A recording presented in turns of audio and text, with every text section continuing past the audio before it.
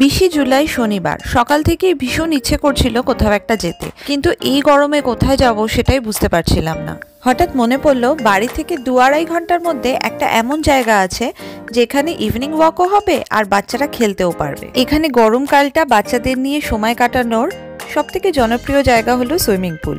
আগেই একটা ভিডিওতে বলেছিলাম যে আমরা যেখানে ভাড়া থাকি এই অ্যাপার্টমেন্ট কমপ্লেক্সের ম্যানেজমেন্ট অনেক ধরনের পার্টি অর্গানাইজ করে। এই ধরনের পার্টিগুলো ওরা শনিবার করেই ফেলে। 20 জুলাই আমাদের এখানে পুল পার্টি ছিল, কিন্তু আমাদের সকাল থেকেই ঠিক সুইমিং পুলে নামার ইচ্ছেটা ছিল না, সেই জন্য আমরা ভাবলাম বিকালের দিকে অন্য কোথাও থেকে একটা ঘুরে আসা যেতে পারে। বাড়ি থেকে বেরিয়ে পড়লাম 5টা নাগাদ।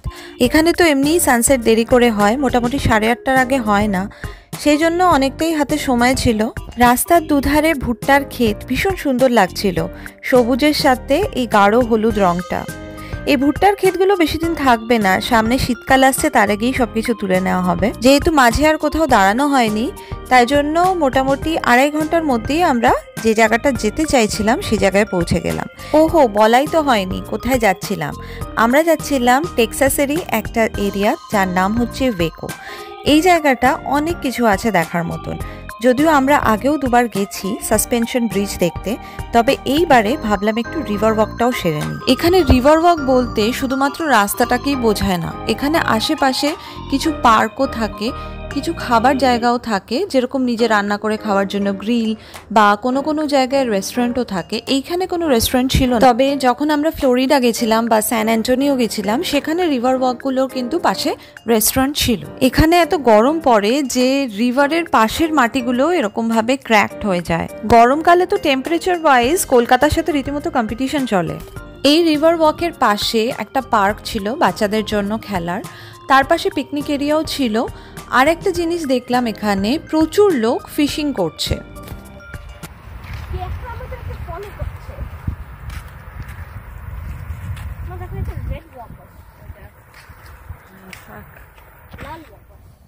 এরকম একটা ছোট্ট পুলও ছিল, খুব সুন্দর জায়গাটা। বিকেলের পড়ন্ত রোদে এই ছায়াটা যে পড়ছিল পুলের, এতে আরো সুন্দর লাগছিল।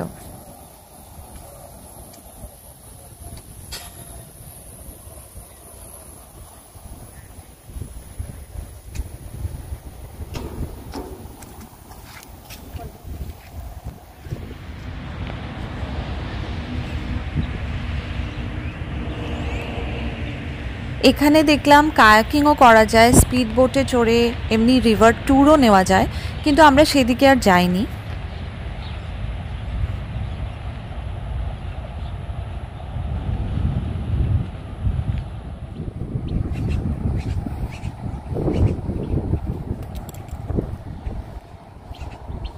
এখানে আলাদা করে তো ফিশিং পিয়ার ছিল না, মাছ ধরার জন্য এরা এখানে একটা প্ল্যাটফর্ম টাইপের করে রেখেছিল, সেখানেই দাঁড়িয়ে বা বসে মাছ ধরা চলছিল।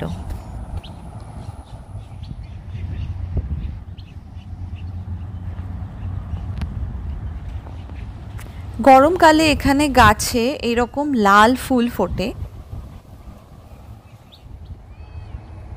এখানে মাঝে মধ্যেই রাস্তার ধারে বা পার্কে এই ধরনের কিছু স্ট্রাকচার বানানো থাকে, যেটা এখন কলকাতাতেও দেখা যায়। এই জিনিসটা অবভিয়াসলি জায়গাটার সৌন্দর্য আরও বৃদ্ধি করে। হাঁটতে হাঁটতে আমরা পৌঁছে গেছিলাম ফার্স্ট সাসপেনশন ব্রিজের কাছে। এইটা সব থেকে পুরনো।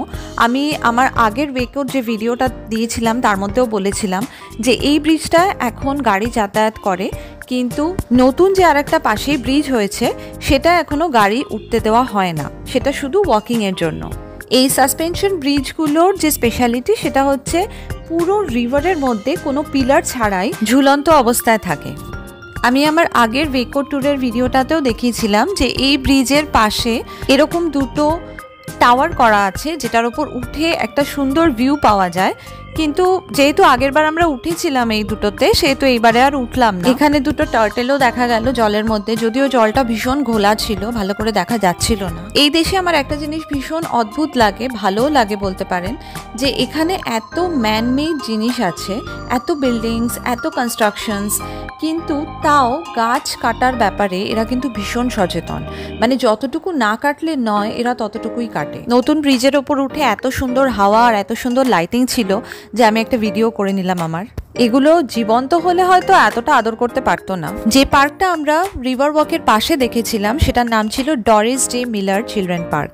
সেখানেই আমরা যাওয়ার এবারে প্ল্যান করলাম, কারণ সঙ্গে ছেলে মেয়ে আছে আর একটু পার্কে যাব না সেটা তো হতেই পারে না। তখন প্রায় সানসেট হয়েই গেছে, আর কোনো জলের জায়গা যেমন নদী বা সমুদ্র, তার উপরে সূর্যটা ডুবছে, এই ভিউটা আমার ভীষণ ভালো লাগে। তাই চটপট কিছু ফটো আর ভিডিও তুলে নিলাম। তারপরে পৌঁছে গেলাম ওই পার্কটাতে, যেখানে প্রথমে তো একটা পিকনিক এরিয়া ছিল, একটা গ্রুপ প্যাভিলিয়ন টাইপের, যেখানে অনেকগুলো সিট ছিল, পাশে গ্রিলিং মেশিন ছিল, আর ভেতর দিকে যেখানে প্লে এরিয়া ছিল সেখানে অবভিয়াসলি যা যা জিনিস বাচ্চাদের খেলার জন্য দরকার হয় সব কিছুই ছিল। এখানে কিছু স্ট্রাকচার বানানো ছিল যেখানে সাউন্ড জেনারেট হতে পারে। এই জিনিসটা আমরা উইচিটা ফলসেরও একটা পার্কে গিয়ে দেখেছিলাম। পার্কের ভেতরের রাস্তাটাতেও ভীষণ সুন্দর করে ছবি টবি আঁকা ছিল।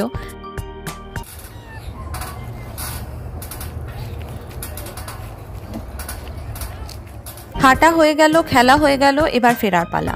তাই পুরনো ব্রিজের ওপর দিয়ে আমরা আসছিলাম, আর তখন সানসেট হয়ে যাওয়ার পরে আকাশটা এতটা সুন্দর লাগছিল। কিন্তু ততক্ষণে 8:30 বেজে গেছিল, আর 2.5 ঘন্টা যোগ করলে প্রায় 11টা নাগাদ আমাদের বাড়ি পৌঁছানোর কথা। তাই জন্য আমরা ভাবলাম যে কিছু খেয়ে আসা যাক। চলে গেলাম একটা থাই রেস্টুরেন্ট, নাম ছিল ব্যাংকক রয়্যাল। এর আগে আমরা একবারই এরকম রেস্টুরেন্টে গেছিলাম, যেখানকার খাবার আমাদের মোটামুটি পছন্দ হয়েছিল, তবে একটু মিষ্টি মিষ্টি লেগেছিল। তাও আর একবার রিস্ক নিয়ে ঢুকেই পড়লাম। বেশ সুন্দর করে সাজানো ছোট্ট জায়গা, আর ঢোকার মুখে কিছু মূর্তিও লাগানো ছিল, যেটা আমি ভিডিও করতে ভুলে গেছি। তাই ভাবলাম বসার জায়গার পাশে যে ফটোগুলো আছে সেটারই একটা ভিডিও করে নিই। অর্ডার দেওয়ার 10 মিনিটের মধ্যে খাবার দিয়ে গেল। খাবারটা অবভিয়াসলি টেস্টি ছিল, কিন্তু মনে হচ্ছিল খুব তাড়াহুড়ো করে বানানো। ফ্রাইড রাইসের মধ্যে গাজর আর মাংসের মধ্যে আলু শক্ত ছিল, তাই জন্যই মনে হলো যে তাড়াহুড়ো করতে গিয়ে হয়তো ঠিক করে বয়েল করা হয়নি। যাই হোক, ভালোই ছিল এক্সপিরিয়েন্সটা। এরপরে আমরা বেরিয়ে এলাম এখান থেকে আর সোজা বাড়ি। এই ভিডিওটা দেখার জন্য অনেক অনেক ধন্যবাদ, সাথে থাকুন।